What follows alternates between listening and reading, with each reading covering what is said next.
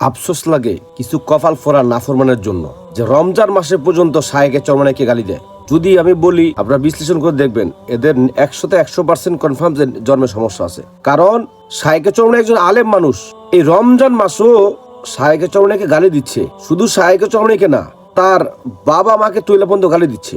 এরা কি মানুষ বলেন? এরা যদি মানুষ হইতো আগে চিন্তা করতো যে একজন আলেম মানুষ, তাকে গালি দেওয়ার আগে 100 বার চিন্তা করতো। এরপর আসেন, এটা একটা রহমতের মাস, বরকতের মাস। এই বরকতের মাসেও যদি কেউ একজন আলেমকে গালি দেয়, বুঝতে হবে যে ওর নিশ্চিত জন্মের সমস্যা, কারণ ওর উপর আল্লাহর রহমত পড়ে নাই। এই রহমতের মাসেও যদি তার আল্লাহর রহমত না পড়ে, সে গালিগালাজ দেয়, তো সে কিসের মুসলমান, সে কিসের মানুষ? তার উপর কি রহমত পড়েছে? অতএব বলবো, যারা শায়েকে চরমানাইকে গালি দিচ্ছ, ভালো হয়ে যাও ভাই। কারণ তোমার বাবা মায়ের বিয়া যখন পড়াইছে, শায়েকে চরমানাইয়ের মতো কোনো আলেমই পড়াইছে, না হলে তুমি জারজ হইতা। আর তুমি যখন বিয়ে করেছো, তখন কিন্তু শায়েকে চরমানাইয়ের মতো কোনো আলেম তোমার বিয়ে পড়াইছে। আলেমদেরকে গালি দিয়ে নিজের ইমান আমল নষ্ট করো না। তোমরা শায়েকে চরমানাইকে নিয়ে ব্যঙ্গত্বমূলক কথা বলবা, গালিগালাজ করবা।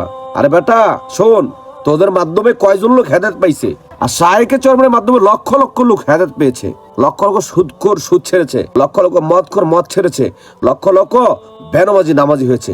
এরকম একজন বুজুর্গ আলেমকে নিয়ে উল্টাপাল্টা খারাপ কথা বলে গালিগালাজ করে নিজের আমল নষ্ট করো না। আশা করি বুঝতে পেরেছ। ভিডিওটা বেশি বেশি শেয়ার করে দেবেন ইনশাআল্লাহ।